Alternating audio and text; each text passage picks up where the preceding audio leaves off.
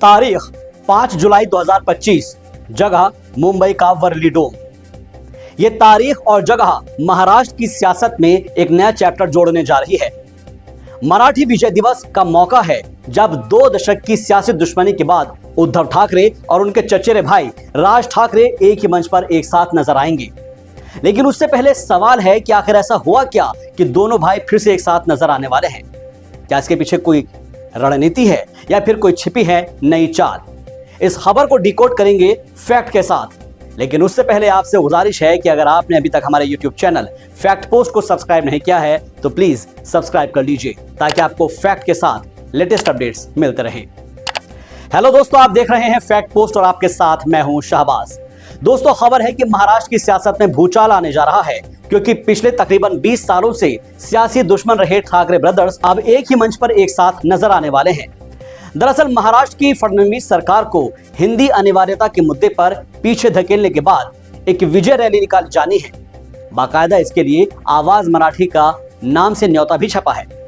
हालांकि इसमें न तो किसी पार्टी का झंडा है और न ही सिंबल है, बल्कि बाला साहेब ठाकरे के स्टाइल में मराठियों को संबोधित किया गया है। इस न्योते में लिखा गया है कि क्या आपने सरकार को झुकाया है? हाँ, आपने झुकाया है। हम तो सिर्फ आपकी तरफ से संघर्ष कर रहे हैं। नाचते गाते हुए आइए, हम आपकी प्रतीक्षा कर रहे हैं।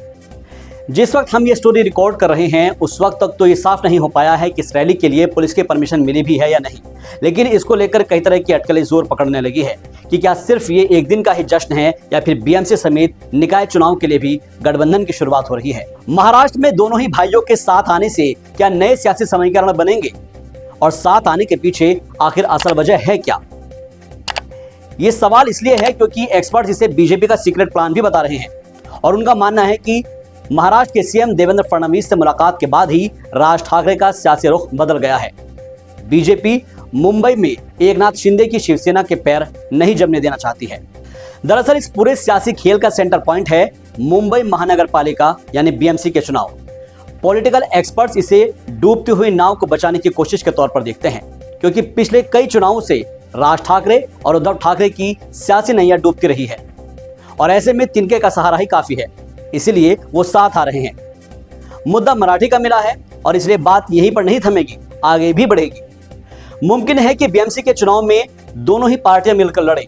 वहीं कुछ पॉलिटिकल पंडितों का यह मानना है कि यह सिर्फ एक गठबंधन नहीं है बल्कि विरासत को बचाने की लड़ाई है क्योंकि शिवसेना का चुनाव चिन्ह छिन चुका है और ऐसे में उन्हें लगा कि अब ठाकरे नाम को बचाना ही ज्यादा जरूरी हो गया है क्योंकि उसी के नाम पर उनकी पूरी की पूरी सियासत चलती है। तो राजनीति भी बचेगी और विरासत भी बचेगी, इसलिए ठाकरे बंधु एक साथ आने वाले हैं। वहीं दूसरी तरफ सियासी गलियारों की खबर यह भी है कि इन दोनों ही भाइयों के गठबंधन का सीधा निशाना डिप्टी सीएम एकनाथ शिंदे हैं क्योंकि इस मराठी राजनीति का असल मकसद एकनाथ शिंदे को निशाना बनाना है। जिस तरह से उद्धव ठाकरे को यह लगता है कि उन्हें सबसे ज्यादा नुकसान अगर किसी ने पहुंचाया है तो वो है सिर्फ और सिर्फ एकनाथ शिंदे। शिवसेना को तोड़ दिया, उनका वोट बैंक लेकर चले गए और साथ ही साथ ठाकरे परिवार के ज्यादातर पूर्व पार्षद एकनाथ शिंदे के साथ चले गए। अब उनसे मुकाबला करना है तो दोनों भाइयों को साथ आना पड़ेगा, इसीलिए बीएमसी का चुनाव ही सबसे बड़ा मकसद है। यहाँ पर आपके लिए यह जानना भी जरूरी है कि यह कोई पहली बार नहीं है कि जब दोनों ही भाइयों के साथ आने की अटकलें तेज हुई है या फिर जोर पकड़ रही है। इससे पहले 2005 में शिवसेना छोड़कर नई पार्टी बनाने के बाद से उद्धव ठाकरे और राज ठाकरे जब जब मिले हैं, चाहे वो पारिवारिक प्रोग्राम हो या फिर सार्वजनिक मौकों पर, तो ये देखा गया है कि इस मुलाकात के बाद दोनों के सियासी मिलन के कयास लगाए जाने लगे, लेकिन हर बार ये गलत साबित हुए। मगर इस बार मामला थोड़ा अलग नजर आ रहा है, लिहाजा देखना बेहद दिलचस्प होगा कि क्या दोनों ही ठाकरे भाई परिवार की विरासत को बचा पाएंगे। वैसे आपको क्या लगता है कि उद्धव ठाकरे और राज ठाकरे को साथ आना चाहिए? और अगर ये दोनों भाई एक साथ आ जाते हैं तो नुकसान शिंदे की शिवसेना का होगा या फिर भारतीय जनता पार्टी का? आप अपना जवाब हमें कमेंट सेक्शन में कमेंट करके बताइए। अगर आपको हमारी ये वीडियो पसंद आई है तो वीडियो को लाइक कर दीजिए, चैनल को सब्सक्राइब कर लीजिए और देखते रहिए फैक्ट पोस्ट।